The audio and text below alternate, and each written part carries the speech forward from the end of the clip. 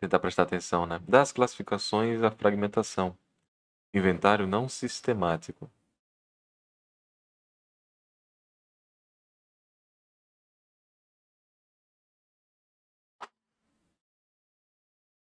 Muitas tentativas têm sido feitas visando uma classificação sistemática dos símbolos.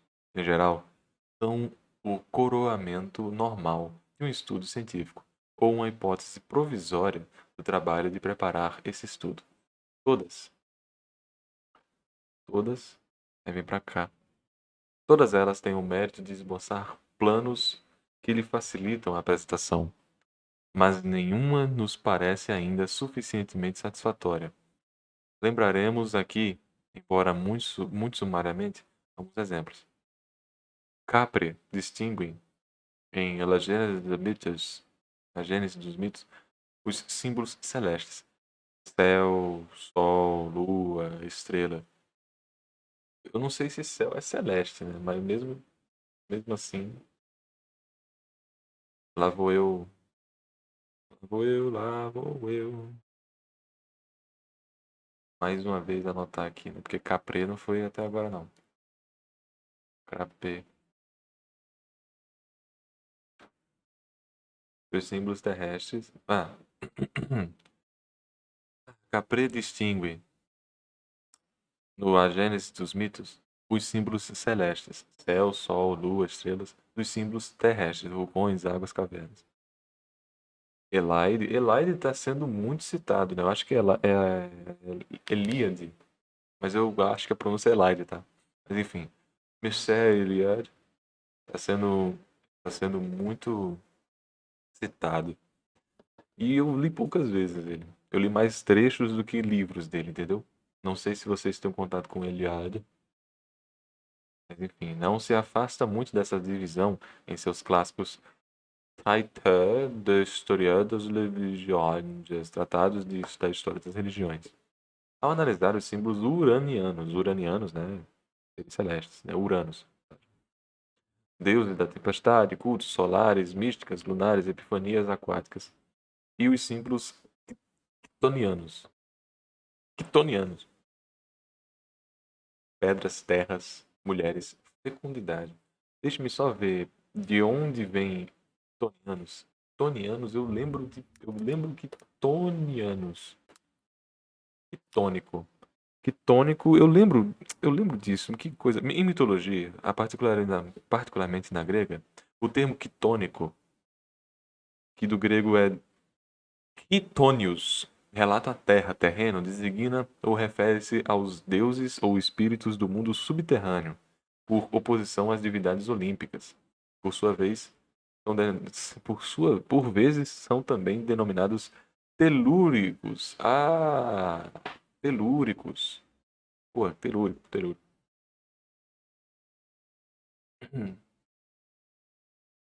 Mas ó, vocês perceberam que não é,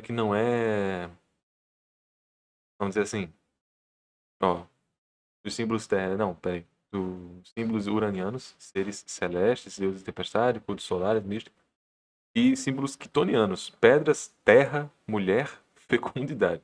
Eu adorei que o quitoniano aqui, pelo visto, é uma oposição ao Olimpo. É o mundo preso às cavidades da Terra. E ele colocou a gente que está na divisão entre eles, sabe? Entre as cavidades da Terra e os corpos celestes. Colocou mulheres e fecundidades. Aí que fica com aquela curiosidade. Pô, tem que desenvolver isso aí, cara. Não é qualquer coisa, né? Eu sei que o dicionário de símbolos, ele só citou o Eliade agora. Mas eu fiquei curioso. Pô, vamos dar uma ajudada aí, pô. Como assim que Toniano tá no mesmo nível de pessoas, assim, o mundo aqui agora que a gente vive? O termo de enraizado na Terra é totalmente diferente de oposto ao Olimpo, sabe? Como é que era? Que tava, tipo, mundo subterrâneo, né? Subterrâneo. Cavidades da Terra. Isso, cavidades da Terra. Pô, não é a mesma coisa. Parece até de fato oposição e tal, né? Então, depois eu vou ter que ler isso aí pra. Ou vou ter que ver a base depois. para ver o que está acontecendo, né? Mas enfim. Ao quais se acrescentam num grande movimento de solidariedade cosmobiológica os símbolos do espaço e do tempo, com a dinâmica do eterno retorno. Gaston Bachelard, grande, distribuiu os símbolos em torno dos quatro elementos tradicionais: a terra, fogo, água e ar, que ele considera os hormônios da imaginação. Aliás, cada um desses elementos é interpretado com toda a sua polivalência poética. Desculpa. Desculpa. Não conheço.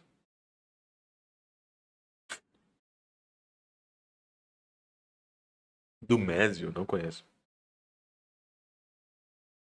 E mais uma vez, vamos anotar as coisas aqui, né? Do Mésio.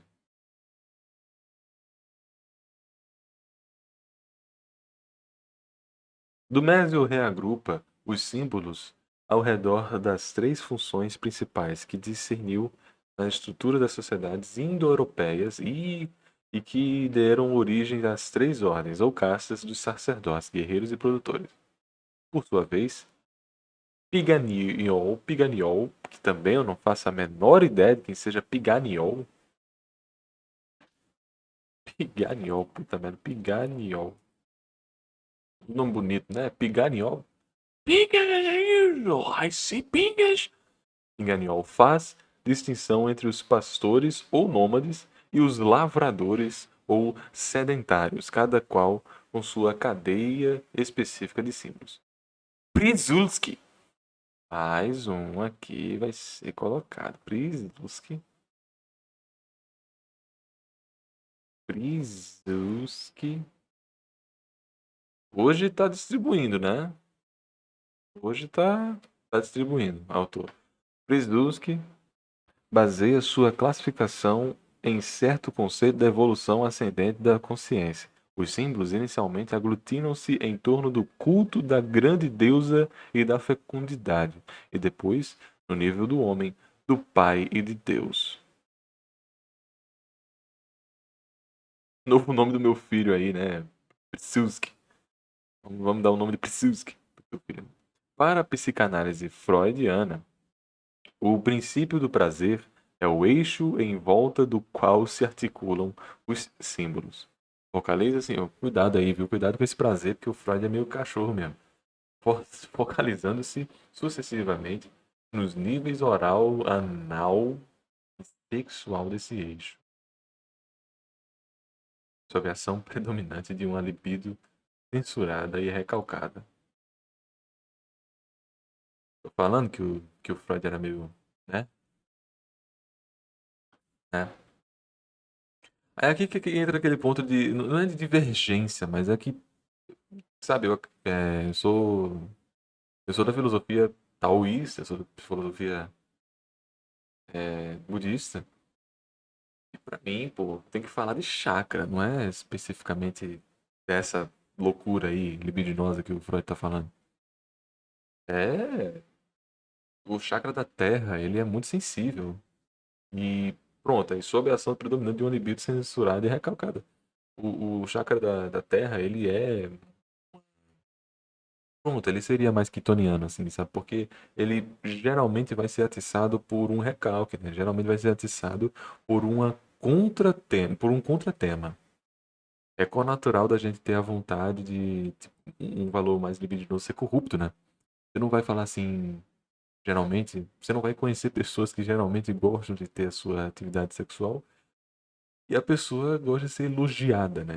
Muitas vezes por quê? Porque o atiçar da terra ele é contra esses valores uranianos. Eu tô tentando dar o ponto que o próprio cara trouxe aqui, entendeu? Esse é um dos motivos. Porque é o chakra da Terra em si. Eu acho que ficou até mais fácil de entender do que eu ficar puxando alguns termos que vocês não conhecem, né? A gente acabou de ver aqui que o Eliade trouxe essa divisão, né? Mas bom, é, esse é um, esse é um grande motivo de existir essa corruptela, porque ele está vinculado justamente a, né? essa oposição, né? As cavidades intraterrenas. Isso é ruim? Isso é bom? Não, isso é uma condição, né? É uma condição.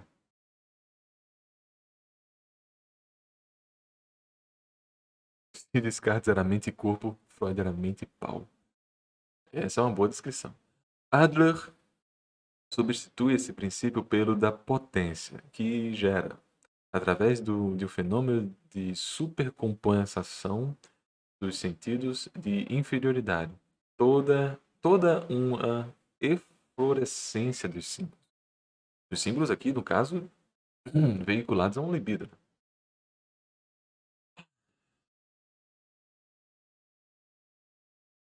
Não vou dizer que o Adler está errado, não. Tá, isso aqui faz sentido, sim. Uma eflorescência.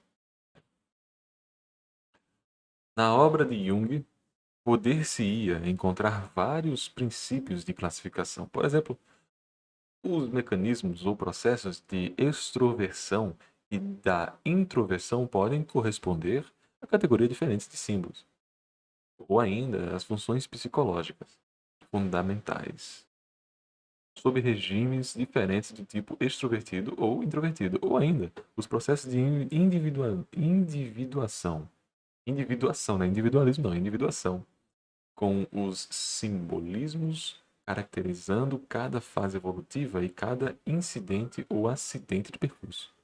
Na verdade, com muita frequência trata-se do mesmo símbolo, marcados, porém, por sinal diferente e imersos no contexto distinto, e que por isso mesmo sugerem essas fases ou atitudes diferentes. Em todo caso, o grande analista de Zurique não se aventurou a fazer uma classificação metódica dos símbolos. Cada tentativa nesse sentido, empreendida a partir de sua imensa produção literária, chocar-se-ia contra os obstáculos fundamentais. Consta o próprio espírito de toda a pesquisa junguiana, toda tão profundamente hostil a qualquer espécie de sistematização. Mas vamos lá. É, ficou meio evidente aqui que ele comentou que não tem nada a ver contrapondo, né? Mas é justamente existem os valores seccionados, né? Ele meio que está comentando que se divide as coisas. Então, não é impossível você ver características de uma mesma pessoa sendo conflitante em ações e situações de caracterização fundamental, né? Psicológicas fundamentais. E é uma coisa que eu gosto de brincar, às vezes, assim, pô, cara, você não é a mesma pessoa quando você tá vendo seu time perder. Você não é a mesma pessoa, pô. Você não tá vendo, você não é a mesma pessoa quando você é traído. Esses valores que prendem o homem, pelo menos, na Terra, você não é a mesma pessoa, né? Isso são obstáculos, assim dito mesmo por ele.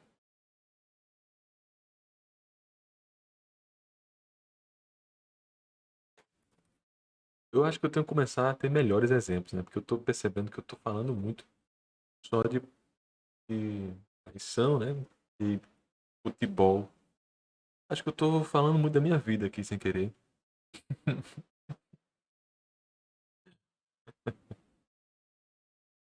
Complicado, complicado. Só o Giovanni, que é o mesmo em tudo, né? É.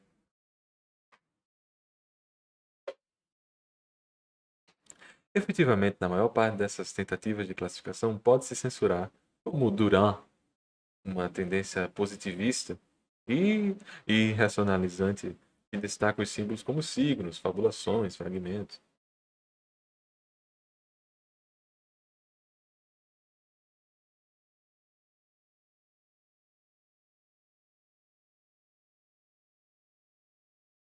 Fragmentos de explicação social ou religiosa, objetos de conhecimento, que desconhece seu enraizamento subjetivo e sua móvel complexidade. Sofre de uma secreta estreiteza metafísica. E sofre uma secreta estreiteza metafísica. Eu gostei dessa. uma secreta estreiteza metafísica. Eu gostei mesmo, porque, tipo, tá afinilando, né? Tá afilando, tá estreitando metafisicamente o que o símbolo pode significar, né? Gostei. Além disso, as classificações psicanalíticas provocam censura por serem de um imperialismo unitário e de extrema simplificação das motivações. Os símbolos na obra de Freud, esse cara, classificam-se como demasiada facilidade dentro do esquema da bissexualidade humana e, segundo Adler, dentro do esquema da agressividade. Em outras palavras, a imaginação, segundo os psicanalistas, é o, é o resultado de um conflito entre pulsões e seu recalque social. Uma vergonha tentativa de enganar a censura. Quando, ao contrário, ela aparece na maior parte das vezes, em seu próprio elan, como resultante de um acordo entre os desejos e os objetos do ambiente social e natural, longe de ser um produto de recalque. A imaginação é, ao invés disso, a origem de uma de liberação. Obrigado. O Elan aqui. O Elan. Não, peraí. O Adler. O Adler, né? Desculpa. Elan, próprio Elan é outra coisa. Não, melhor do que essa coisa aí de tentativa de enganar, censura. Um homem não é perverso por si. Não, não, não, não. Vou até reler essa parte aqui. Ela aparece na maior parte das vezes em seu próprio elan, como resultante de um acordo entre os desejos e objetos do ambiente social e natural, longe de ser um produto de recalque. Sendo que eles estão dizendo que ela aparenta sim, ela aparece dessa forma, mas na verdade ela é outra, né? Que seria justamente a tentativa de enganar. Ó, cara, realmente isso aqui já conflitou muito com o meu pensamento. Conflitou muito com a forma como eu penso, isso aí. E demoraria muito para tentar esmiuçar isso para vocês, mas é, eu, a- eu acho que eu acho que essa segunda parte de que como ela se apresenta tá certo, né? Como resultante de um acordo entre desejos e objetos do ambiente social e natural. E a forma como ele se apresenta tá certo, mas a forma como ele se origina tá, como ele se organiza, né? Isso aí tá errado.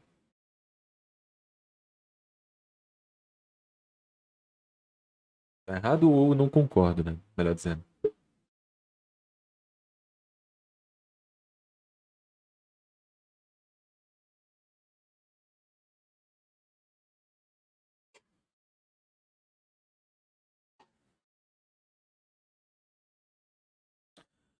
Gilbert Durand, de novo, né? Toma da antropologia estrutural os princípios de sua classificação dos símbolos. Declara, utilizando um método completamente pragmático e completamente relativista de convergência, cuja tendência é de se assimilar vastas constelações daí de imagens, constelações quase constantes e que parecem estar estruturadas de certo isomorfismo, símbolos convergentes. Isomorfismo, né, como se todos tivessem a morfologia igual, morfoformação igual. Descobre um certo feixe de convergência entre a reflexologia, ciência dos reflexos, gestos dominantes, a tecnologia, ciência dos instrumentos necessários ao meio, numa, num prolongamento dos gestos dominantes.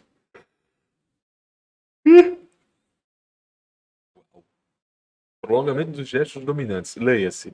Tecnologia, ela é reflexo daquilo que está dando certo. Porque aquilo ali vai ser utilizado de mais formas por mais pessoas, porque as pessoas querem gestos mais dominantes para efetivar as coisas de melhor maneira, entendeu? É assim que a tecnologia, em tese, está se funcionando. É que ele está comentando um resumo: ciências e instrumentos necessários ao meio, num prolongamento dos gestos dominantes. E a sociologia, ciência das funções sociais, que aí é uma descrição realmente etimológica, quase. A partir daí, os símbolos aparecem. Etimológica não, né? Sintacial. Né? A partir daí, Os símbolos aparecem como esquemas motores que tendem a integrar e harmonizar pulsões e reflexos de um sujeito com os imperativos e as incitações de um determinado meio. As três dominantes, reflexologia, são as de posição, nutrição e copulação. Completamente freudiano aqui, cara. Completamente freudiano.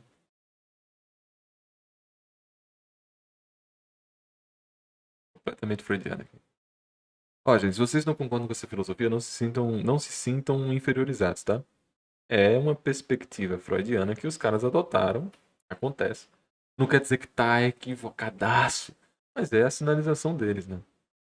As três dominantes, reflexologia, são as de posição, nutrição e copulação. Os gestos que correspondem a esses reflexos dominantes necessitam de suporte material e utensílios de reforço. Tecnologia. Não que eu ache isso errado, tá? Só faltou trocar posição por outro termo. Porque posição, o que você lê posição? O que é que você lê de posição? Né? Posição status? Posição, imposição? Só troca esse nome aí que eu consigo concordar. Tá? Enfim. Porque posição parece muito que o cara quer estar acima dos outros e tal. Ou não sei. Um, é, a posição, nutrição e população. Eu não tô, não tô tão longe disso aqui. Seguem-se as funções sociais do sacerdote, do produtor e do guerreiro, ou o exercício dos poderes legislativo, executivo e judiciário. Tá vendo? Posição. Assim, os símbolos que parecem ser os mais disparatados podem reagrupar-se em três grandes conjuntos, que de resto não são estanques. Estanques, né? Não são tapa-buraco. E que caracterizam as interpretações biopsicológicas, tecnológicas e sociológicas. E cadê as religiosas? Porque, porque tem que dar um braço a torcer de que religioso não é posteriori.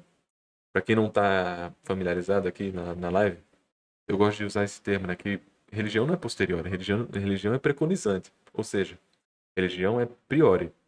Em muitas instâncias, tudo que está ali em exercício, a forma como ela se comporta, a forma como ela se estrutura, a forma como ela encastela, a forma como ela se axionome, são, são de formas priori. Aí aqui ele está comentando posteriori. E é o exercício enquanto vida, sabe? Então tá tudo bem, tá? Então tá tudo bem. Cara, não meter religião aqui, ó. Biopsico. Onde é que tá, meu Deus do céu? Já me perdi? Assim, biopsicológicas, tecnológicas ou sociológicas. Dá a entender, né, que o homem é só resumido a isso, mas não é. Porque eles estão no mundo posterior, entenderam, né? Enfim, vou seguir aqui. Mas ao menos predominantes conforme os símbolos e os níveis considerados.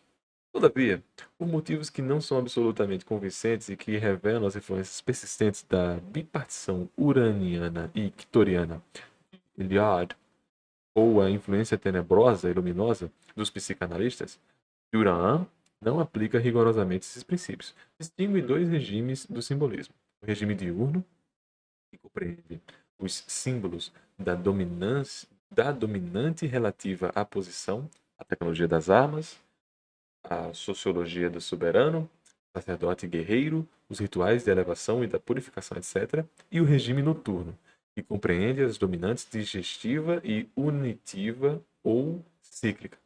A primeira a substituir as tecnologias do continente e do habitat, os valores alimentares e digestivos, a sociologia matriarcal e nutriente. A segunda, a agrupar as técnicas do ciclo, do calendário agrícola, da indústria têxtil, os símbolos naturais ou artificiais do retorno, os mitos e os dramas astrobiológicos. Olha só, o Duran, mesmo que não tenha nem citado isso, ele fez um breve resumo do Yin Yang, do taoísmo, né? Que sim, para quem não sabe, o Yang que é uma mulher, à noite, para quem não sabe, A parte noturna é a mulher. E a galera geralmente diz que yin e yang é bem e mal. Bom, se você acha que mulher é mal precocemente, se você preconiza que mulher é de fato um ser já mal, beleza. Enfim, né? Não é de minha parte querer te julgar. Acho que você tá errado, mas tudo bem. Não é, Yang não é bem e mal e eles se unem, não. São, olha aí, ó, regime noturno e regime diurno. Tá? São coisas diferentes, tá? Essas nomenclaturas você tem que se preocupar, tá? E geralmente colocam o Yang pro homem, né? Porque o Yang parece muito que é agressivo. Yang. E o Yin que parece todo esse retorno de purificação espiritual. Olha, esse take aqui é muito interessante para resumir o próprio Yin Yang mesmo, tá? A morfologia de como eles funcionam. Bem interessante mesmo esse take aqui. Se quem quiser printar aí, é bem, bem legal mesmo. No caso, tem que botar um pouquinho mais para cima, né? Gostei de como ele fez é um breve pensamento que bateu perfeitamente com o Yin Yang.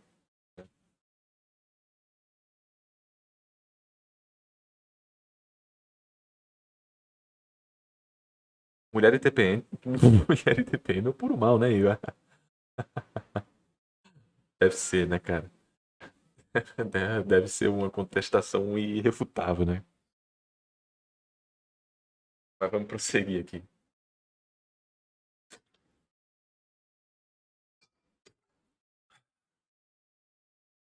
Julgando que cada símbolo, seja qual for a dominante de que depende, possui o duplo aspecto diurno e noturno. O monstro, por exemplo. Eita! Tum, durum, dum, dum, durum, dum, dum, durum, dum. Eita, começou o monstro. Não, eu sou obrigado, né? Monstro eu sou obrigado, pô.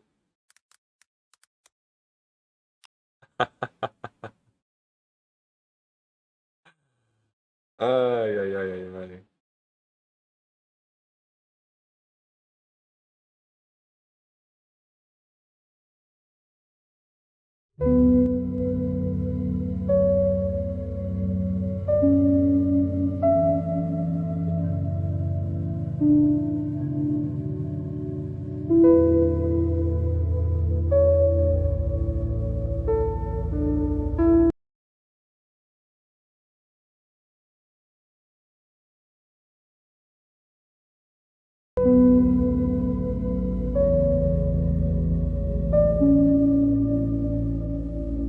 O monstro, né, cara?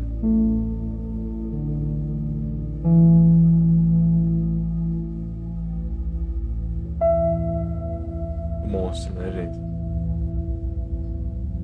Beleza. O monstro, por exemplo, é um símbolo. Cara, isso aqui, sério, sério, não. Não, sem brincadeira. Sem brincadeira. Vocês vão se chocar agora, tá? Vocês vão se chocar. Eu não tô nem brincando. Não tô nem brincando. Sério mesmo, vamos lá.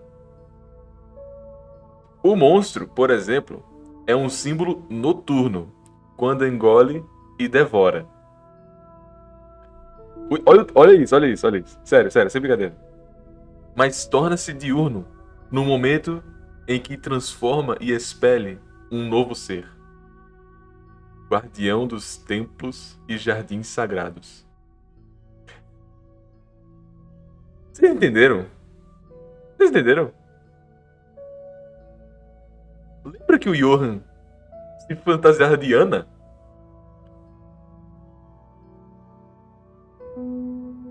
O Johan sempre queria ser a Ana. Quem é o verdadeiro monstro? A mãe, ao entregar, né, da mãe assim, ela me confundiu? Ou ela queria que fosse eu?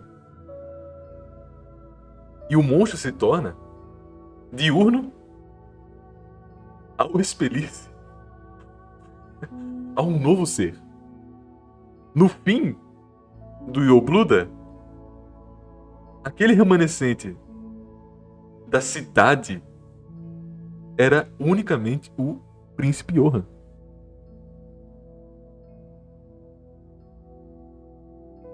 Bicho, Não dá um. Caralho! Bizarro, hein? Que isso, né? Pois é. Pois é. Monster não é só historinha legal, cara. Monster não é só historinha legal, cara. Bizarro, tá?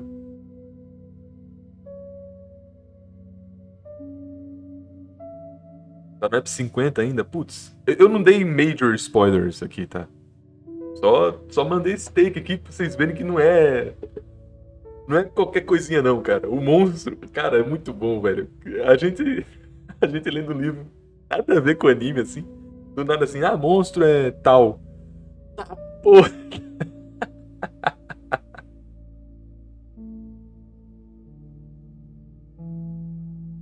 juro que.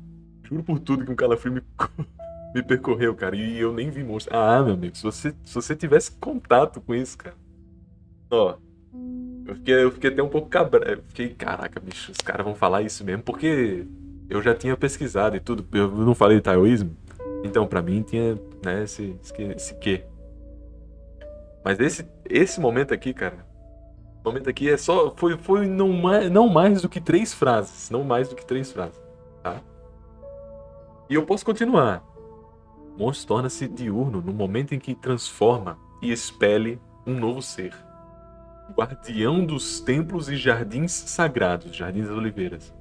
É, a um só tempo, obstáculo e coragem, trevas e luz, noturno e diurno. E aí, quem é o verdadeiro monstro, cara?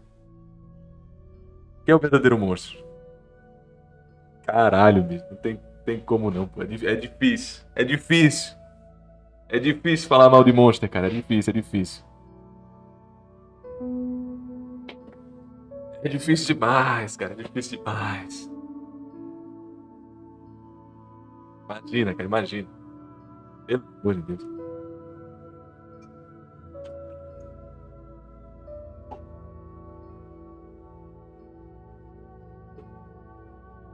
Bizarro, bizarro, bizarro.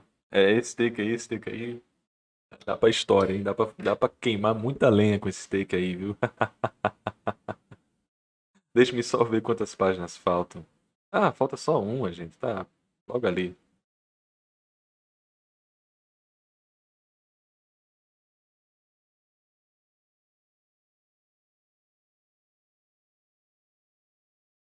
Kung Fu Panda, Tai Lung é o verdadeiro vilão? Também é uma ótima questão, cara. Também é uma ótima questão. Quem é o verdadeiro vilão de Kung Fu Panda 1, cara? Ninguém sabe. Entra a questão aí, pô. É a ambivalência, né? A ambivalência do mundo. Cara, Kung Fu Panda 1 e 2 são muito bem escritos, cara. O 3 não é ruim, tá, gente? O Kai realmente é um vilão ok. Sabe? Ok. Ele não é tão bem desenvolvido, nem perto do desenvolvimento do Shen e do Kai e do Tai Lung. Mas ainda assim acho um filme legal, cara. Não vou dizer que é uma merda, não. A relação familiar eu achei muito boa. Tai Lung só perdeu pra si mesmo. Mas o Shen também só perdeu pra si mesmo, né?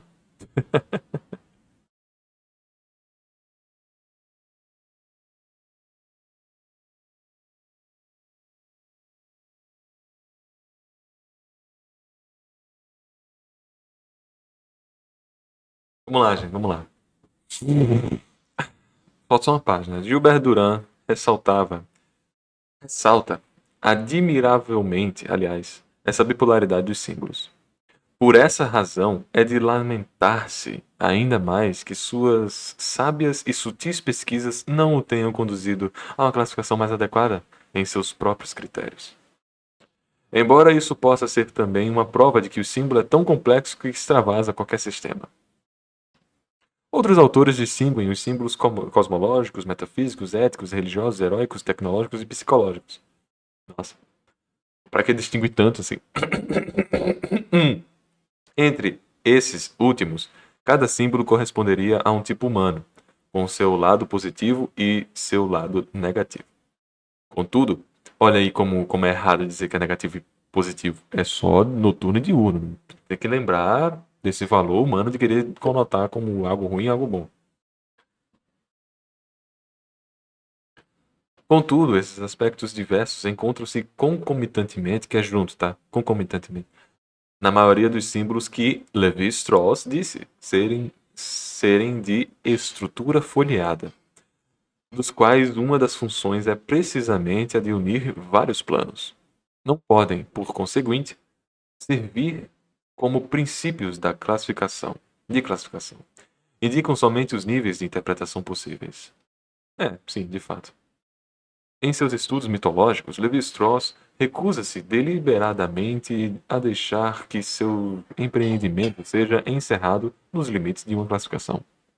Seja qual for o modo pelo qual o encaremos, seu empreendimento desenvolve-se como uma nebulosa, sem jamais fazer de maneira sistemática ou duradoura a soma total dos elementos das quais extrai cegamente sua substância, confiante em que o real lhe há de servir de guia e lhe mostrará um caminho mais seguro do que aqueles que teria podido, podido inventar. Teria podido.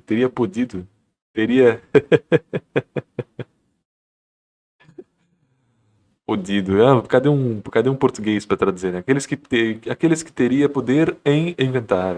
Poder de inventar. Né? Poder de inventar. Nossa. Mas é muito bem resumido, né? É como uma nebulosa. Tá. Jamais de maneira duradoura, acho errado, mas de sistemática, sim. Sim. A gente faz esse exercício como exercício, né? A gente não tá querendo resumir por completo, a gente faz como exercício. Obrigado pelo sub, pelo follow.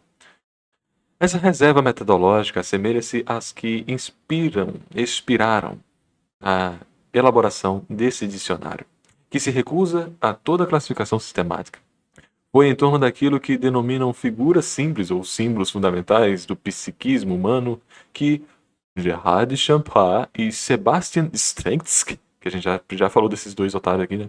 Em Le Monde des Símbolos, o mundo dos... Le Monde? Monde é mundo? Não sabia. Le Monde des Símbolos. O símbolo, o mundo dos símbolos. Obra que considero principalmente a simbólica românica. Românica.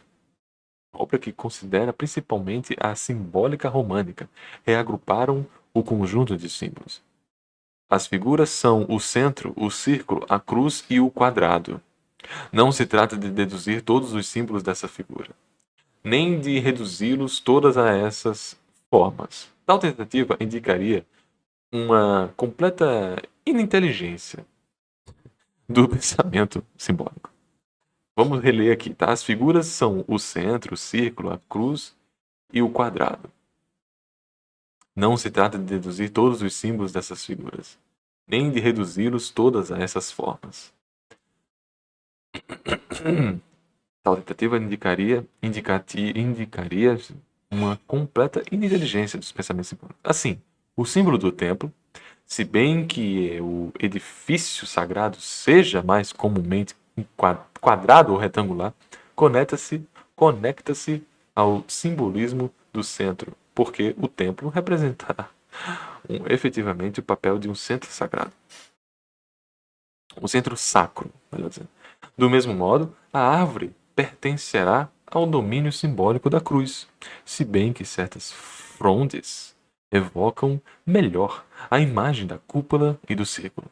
Ele está descrevendo o Mineco aqui, né, para quem não está prestando atenção. Compreende-se que essa classificação flexível pressuponha uma interpretação que pode estar bastante afastada das aparências e orienta na direção das verdades profundas. Por seu lado, ao estudar Le symbolisme dans la mythologie grecque, o simbolismo das mitologias gregas, Paul Diel, eu acho que Paul Diel já apareceu aqui, Paul Diel já apareceu aqui, não apareceu? Não. Caramba, eu jurava que eu já tinha botado Paul Diel, que é muito, né, muito conhecido, Paul Diel.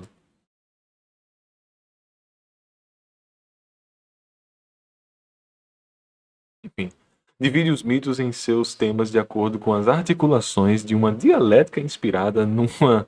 Olha só. Divide os mitos em seus temas de acordo com articulações de uma dialética inspirada numa concepção bioético-psicológica do simbolismo.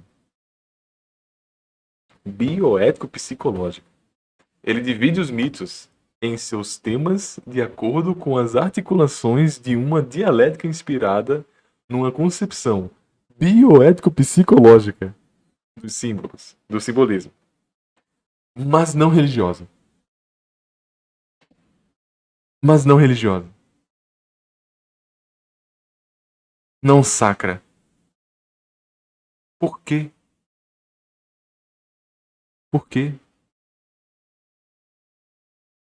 O sacro tá embutido nisso? Bioético, psicológica é sacramente bem-vinda? Se for, tudo bem. Mas sério, os gregos de fato acreditavam nos seus mitos? Tem um livro sobre isso, eu li. E eles viam de forma simbólica. Os gregos, o estoicismo é uma das visões gregas. Também tem a teogonia, que eu já falei mais cedo, em lives anteriores. Eles viam de maneira interpretativa, de maneira lúdica, muitas das vezes. Então, bioético, psicológica, beleza. Mas isso é muito cientificinho. Você é muito reduzir interpretação, cara. Muito ateu. Ateu speaking. É muito ateu. É muito ateu. Tipo, não querendo reduzir que não exista. Não querendo reduzir que não existe essa articulação dialética. Tudo bem ter essa articulação dialética. Mas está incompleto. Né? Está incompleto. Por si só é um fundamento incompleto. Considera que a vida, enquanto força de evolução, é dirigida pelo psiquismo humano. Mais uma vez, não existe nenhuma entidade, sabe, fazendo com que a força humana continue. Não, é só a gente aqui, o mundo que a gente tem contato. Vocês já entenderam que francês é ateu, né? Eu não sei se vocês perceberam isso, mas francês é ateu. Por si só, o francês nativo da França é ateu. Por isso mesmo que o Chuon, né, tem todo aquele livro comentando que a França é um país de teste migratório. De que a França daqui a pouco será Islã. Porque não tem discordância do quanto migratório foi a população islã na França. Tanto que a própria França, daqui a pouco, tem mais islãos do que propriamente nativos das suas filosofias francesas. Isso é ruim, isso é bom? Eu não estou condenando, estou comentando que isso é muito, muito evidente. Fizeram até um comparativo de que a França é a Argentina e a Argentina era a França na final da Copa do Mundo. Isso aí é um comentário completamente imbecil, mas eu entendi o take do cara. Que ele comentando que, pô, um país colonizado só tem branquelo. Era a Argentina. Um país colonizado que só tem branquelo. Ele era exportador, ele era escravatista em muitas instâncias, mas a predominância de europeus fez da Argentina muito, muito predominantemente europeia. Em etnia, né? Indo-europeia. Aí você vai pra França, a França tá cheia de imigrantes. Pessoas de Benin, Gabão, Argélia, inundada. Vocês que conhecem mais do que eu acho, porque eu não acompanhei muito a França de cabo a rabo. Coman não é francês naturalizado. Coman é francês naturalizado. O próprio Mbappé é francês naturalizado. O Tchouaméni é francês naturalizado. O Camavinga, francês naturalizado. Mas Camavinga não tava na Copa, né? Mas enfim. Tem aquele Kouameni naturalizado. Se brincar, tinha só 2 jogadores que nasceram na França de pais franceses, vamos dizer assim. Que muitos deles nasceram na própria França. Mas eles não são de pais franceses, vamos dizer assim. O próprio Kanté também. O Kanté também.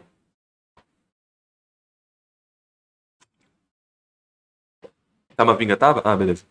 O Nkunku também não é. Eu acho que o único que é francês, de pais franceses, é o Loris.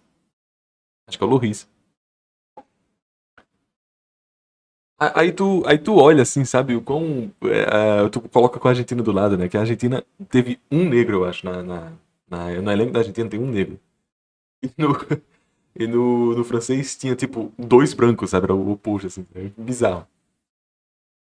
Aí o povo fala assim, parece até que é um país colonizado contra um europeu, só que tá invertido. Aí, merda, assim, sabe? Bizarrinho. Mas enfim, eu tô comentando isso, por quê? Porque eu nunca tive a oportunidade de comentar. E tá casando com esse ponto aqui da França ser tão ateia, mas tão ateia, que o Chouon tem todo aquele texto dizendo que a França é um teste territorial de imigração.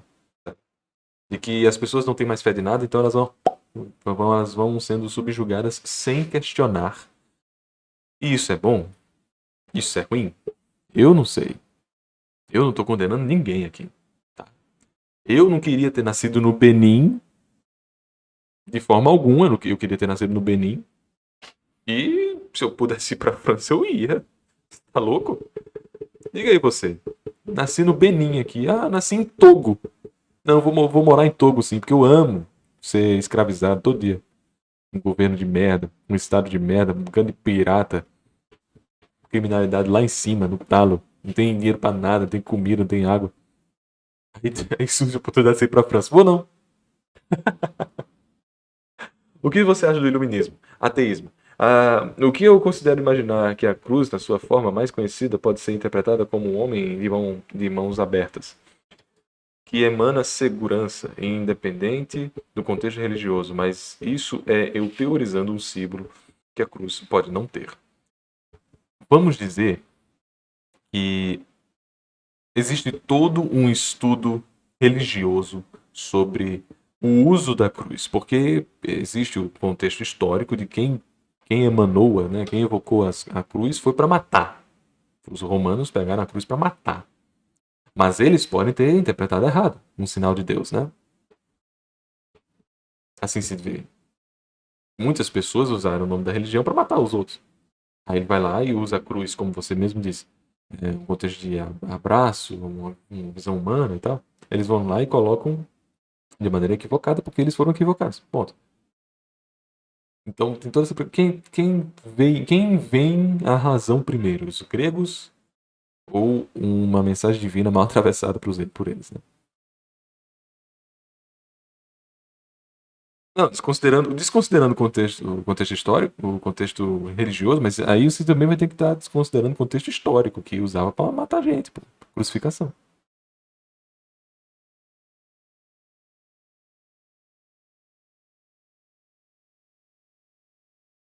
Enfim, vamos para penúltima página, né?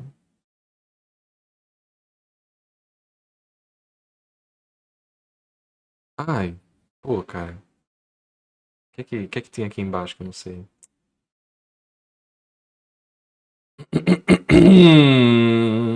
A imaginação afetiva está no cerne do psiquismo. A lei fundamental da vida reside no sadio fundamento da psique, no domínio de si próprio e do mundo. Os combates dos mitos ilustram as aventuras de todo ser humano, não, não, possibilita não, com suas possibilidades permanentes e suas fases alternadas de arrebatamentos espirituais e de quedas na perversão. Tudo bem, isso aqui está correto. Corretíssimo. E aí que entra. E aí que entra. Olha só, ele fez um comentário aqui, biopsicossocial, né? Biofisiopsicossocial, certo? Certo. Isso é político? Aí a gente entra naquela questão do o que é política de fato? De bem e mal, de Adam Smith, que ele diz que é bem e mal, ou polis, voltado exclusivamente para a cidade. Muita gente diz que tem um vilãozinho e um cara do bem, política. Mas olha só, isso aqui tem a ver com política em si? Não são as adversidades da vida? suas possibilidades, os pensamentos, suas fases alternadas, arrebatamentos espirituais e de quedas da perversão. Não seria isso uma luta externada contra as adversidades da vida? Como também assim se fez nos odes dos mundos espirituais, que isso seria uma veiculação imaginativa e também yogacara, de representação e reflexo do outro espaço que nós não temos contato. Ou seja, existe todo um encastelamento de que isso seria a melhor forma de veicular o homem à humanidade, que ele de fato não tem contato. Como assim? Olha só, o que eu quero dizer com isso. Essas lutas com os negócios assim, é como o homem enxerga as suas próprias lutas de maneira fantasiosa. Sendo que essas lutas elas precisam existir precocemente para que o homem tenha um contato com aquilo que ele não tem contato. A forma como ele tangeia o mundo real e o mundo que ele não tem contato. Que o mundo real, é aquilo que nós temos geometricamente o acesso. E o que nós não temos geometricamente o acesso também está cheio disso. Mas esse cheio disso, para o homem, não é representado de outra forma senão de psique. Não é de outra forma senão de metafísica. Se não é de outra forma. Entendem o que eu digo? Se não entendem, tudo bem. É só uma viagem minha. Foi mal aí.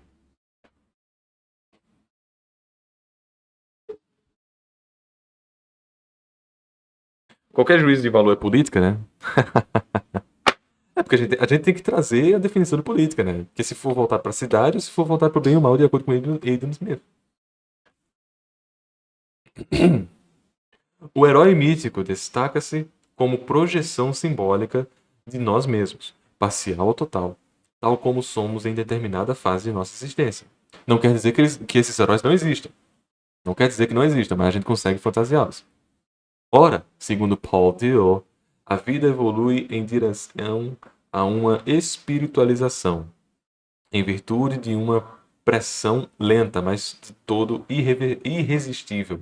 Vai se fuder, ateu, desgraçado, Dior, seu verme, cara. Que isso, cara? Odeio, te odeio. Olha o que ele tá incumbido. Olha o que ele tá incumbido aqui, cara.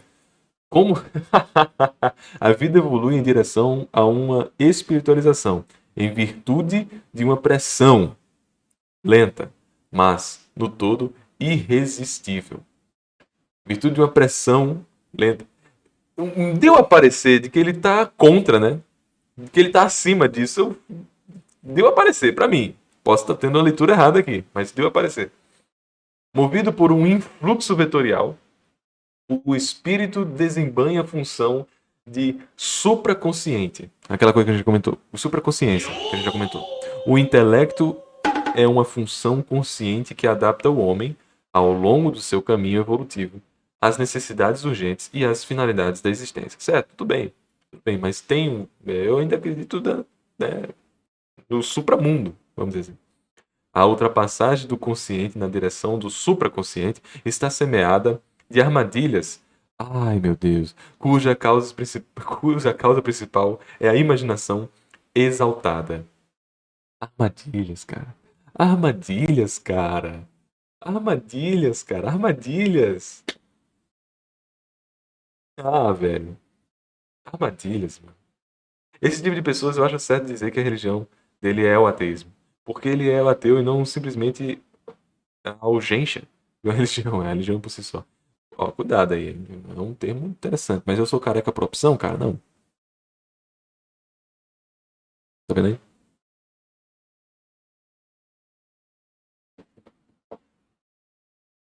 Armadilhas foi foda, cara. Não, eu não estou dizendo que não existe uma imaginação exaltada. Não é que não exista isso. Na verdade, eu acredito muito na potência do mundo consciente da imaginação.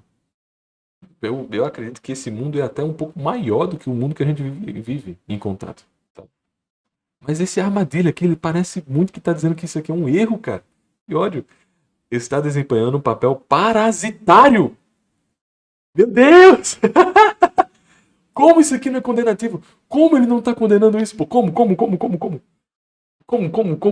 Ele tá condenando, ele tá condenando. Não é, eu não tô sendo louco, pô. Eu não tô tendo a leitura ruim, cara. A ultrapassagem do consciente na direção do supraconsciente está semeada de armadilhas cuja causa principal é a imaginação exaltada.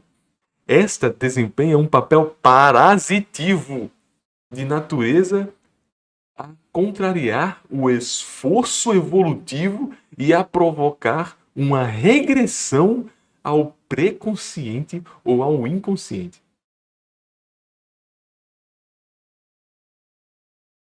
Meu Senhor, meu Senhor, que isso, cara? Parasitivo, não é nem mutualístico, tá? Não é mutualístico, é parasitivo. É como se tivesse uma praga sugando. De natureza contrária ao esforço evolutivo. Regredindo. Que horror, cara, que horror, meu Deus. Nossa Senhora. Caraca, velho, esse pau de é um lixo. Esse pau de é um lixo, um lixo. Ô, cara, que karateu da porra. Não, isso aqui pra mim foi, nossa, foi o ápice. Ó, eu defendi esse livro em todos os 4 pontos anteriores. Aqui não. Aqui não. Aqui não. Não é pra citar esse otário, tá? Que horror, cara. Que horror, que coisa. Que chifrinho, cara. Que chifrinho, cara.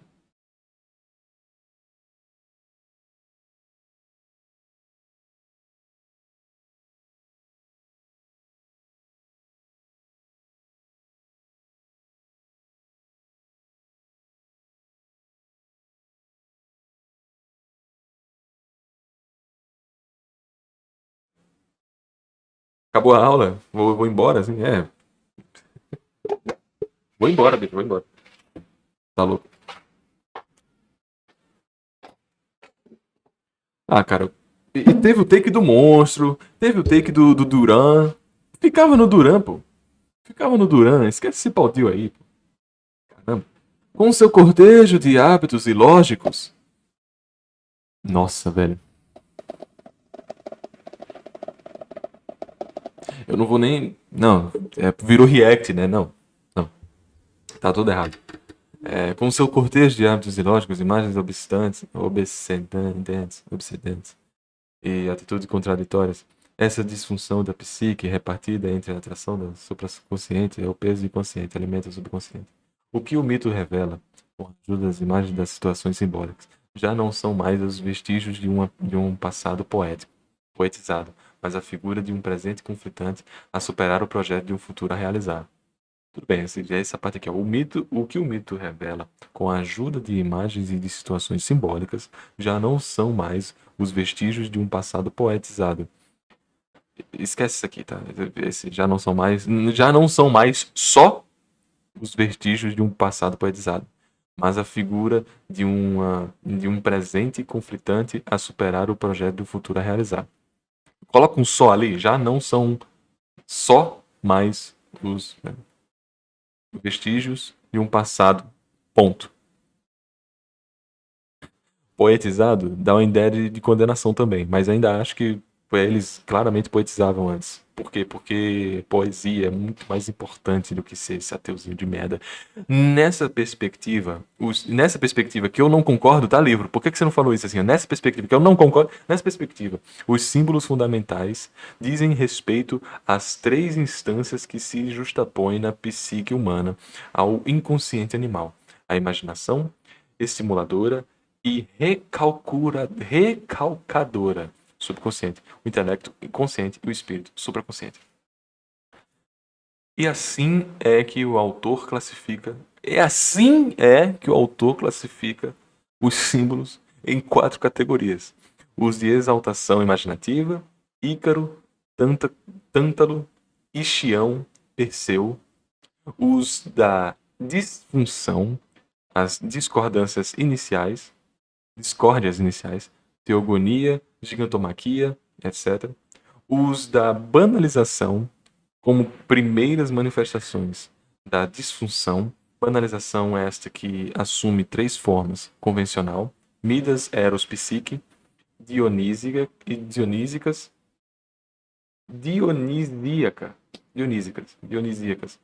Orfeus e titânica. Tipo, titânica, né? Pegou. O da superação do conflito ou do combate contra a banalização: Zeus, Hércules, né? Prometeu, Tchaga.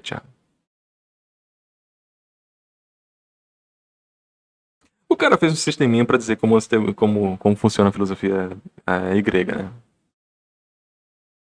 Se tá errado ou não, aí eu teria que ter um estudo de caso, né? Apoiados na interpretação geral, os símbolos de pé da águia, da túnica, da flecha, do rio, etc., encontram justos e no justo lugar nessa classificação.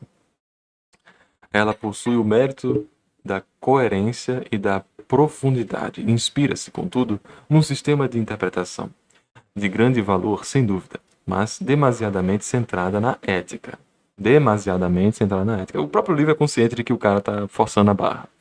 Não salienta as outras dimensões dos símbolos, como, por exemplo, as comológicas e religiosas. Obrigado. Obrigado. Obrigado, Alian Grahabat e Jean Chevalier, cara. Obrigado por não comungarem. Na verdade, não. Meu Deus. Serem complacentes, né? Não, obrigado por não serem condescendentes com isso, tá? Obrigado. Não salienta as dimensões religiosas. Não haveria por que censurá-la, porquanto essa classificação pretende dar apenas uma tradução do símbolo mítico em linguagem psicológica. Tá, gente? Tudo bem? Tá bem? Tá tudo bem. O mundo não acabou, né? É só uma visão psicológica. Eles fizeram um retweet do livro. É só visão psicológica, guys. Calma. Concluamos somente que, se é certo que nela não encontramos os princípios de uma classificação geral, poderá, no entanto, revelar-nos um método interpretativo válido para certo nível de exploração. André Virel. Por favor, André Virel, salva o item 5. Vai lá, André Virel. Faz teu nome, cara. Por favor. Na Histoire de notre imagem. Só tem francês. História da nossa imagem. Histoire, né? Histoire, né? Historiana. Histoire de notre imagem. Teve a engenhosa ideia de tomar como sistema de referência as 3 fases que aparecem no desenvolvimento das noções do tempo e espaço, na evolução biológica, na história humana e na própria história do indivíduo. E, e na tradição celeste? Cadê? Evolução biológica. Ele tirou da tradução celeste e colocou evolução biológica. Na história humana. Por que na história humana não tem evolução biológica, tá ligado? E na própria história do indivíduo. A primeira fase, que denomina de cosmogênica. Não, boy, nem fudendo. Vixe. Putz, ele colocou um termo religioso no mundo biológico, ó, que denomina cosmogênica. Apresenta características que podem ser centradas no grupo do contínuo, onda, ciclo, alternância. É a fase uraniana, tá vendo? Celeste, tô falando. De desbordamento vital, anárquico e confuso. Tá criticando e ao mesmo tempo usando, tá mordendo e assoprando a cosmogenia. Tá usando das fases uranianas. Cara, eu não acho certo. Eu não acho certo. Tá misturando, tá fazendo. Eu não acho certo. Na segunda fase, a esquizogênica, que é a história humana. O indivíduo separa-se do magma. Ainda não é a diferenciação, mas é a dualidade, a separação, sob o ponto de vista de oposição ao meio. Característica pela descontinuidade, delimitação, fixação. Delimitação, fixação, não é contraditório? Acumulação, simetria, tempo cadenciado, regulamentação, etc. É a fase saturniana de parada, de pausa, de estabilização. A história humana é uma estabilização? Eu não tô nem dizendo que o cara tá errado, eu tô agora mais curioso. Eu não tô nem dizendo que o cara tá errado, eu tô dizendo que eu estou curioso. Entendeu? Como assim? Tá ligado? A terceira fase, colocada sob o signo de Zeus, Júpiter é a fase do relacionamento de expansão, mas numa continuidade ordenada. O ser que era inicialmente indiferenciado do ambiente passa a ser diferenciado. A continuidade de diferenciação opõe-se à continuidade de indiferenciação da fase original, no decurso dessa terceira fase, que denominamos de autogênica. Ou ser gerar, ou ser gera-se, o ser gera-se a si mesmo, existe por si mesmo. É como um mundo autônomo. A dualidade esquizogênica cede lugar à relação dinâmica entre o ser e o mundo. Ok, ok. Consegui, consegui entender que o mundo estagnado, sabe? Heráclito, o mundo estagnado. Entendi, entendi. Peguei melhor, peguei melhor. Mitos, símbolos, estruturas. Osíris, Seth e Ísis. Quem for religioso aí ficou um pouco preocupado, né? Porque é egípcio, né? Mas enfim. Mitos, símbolos, estruturas. Osíris, Seth e Ísis. Urano, Saturno e Júpiter. Árvore, nó, machado. Caverna, serpente e flecha. Encontram lugar no e sentido nessa concepção evolutiva de conjunto. Essa simbologia genética explica muitos fatos irracionais. Oferece um novo método de análise, adequado a instaurar certa ordem entre os elementos disparatados, herdados do universos arcaicos heterogêneos.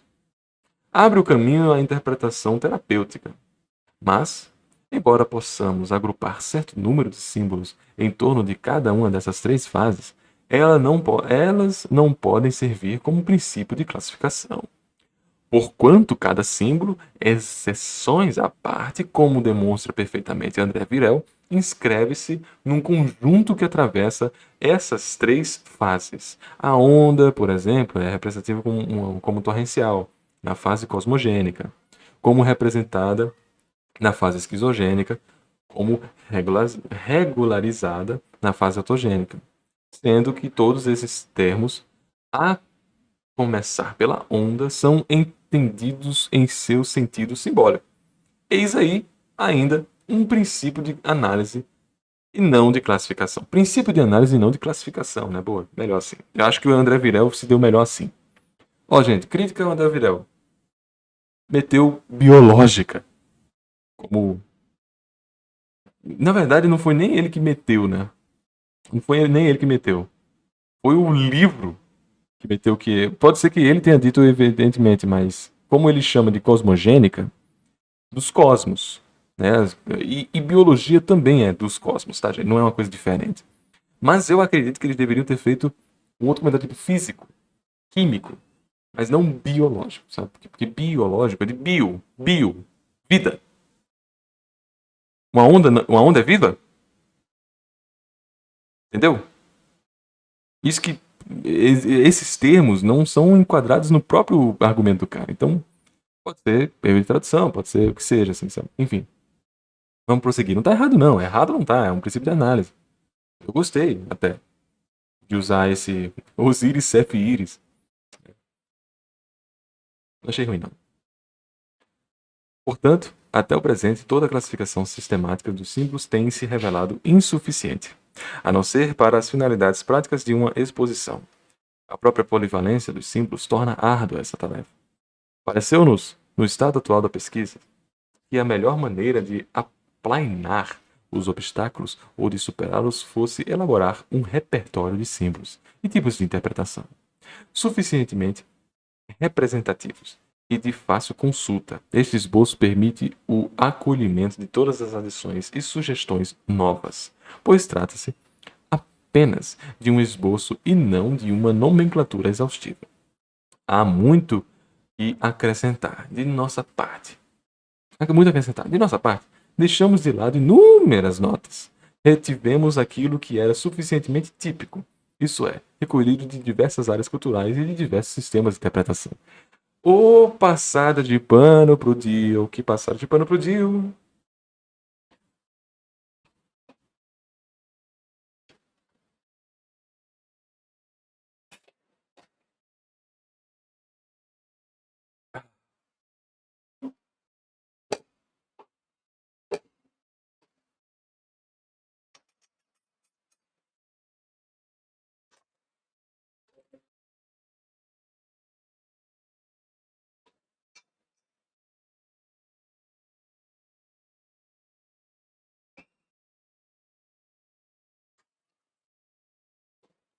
Gente, pois é. Pois é, né?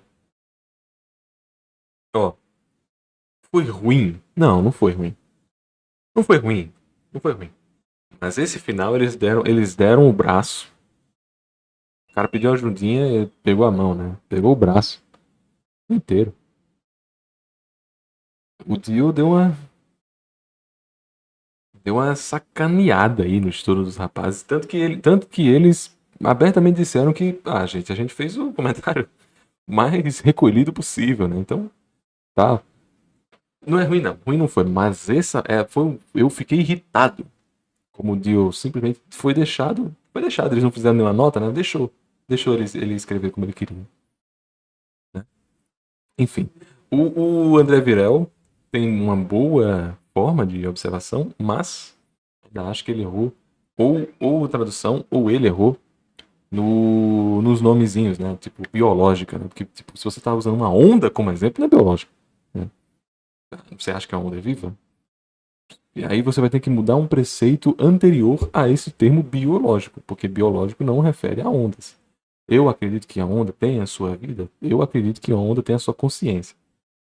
Mas isso aí é uma coisa que é intrinsecamente voltada a uma filosofia religiosa que eu tenho. E quando o cara manda uma dessa, ele não explica, fica muito por cima a ponto de que não faz sentido dizer que é biológica, entendeu?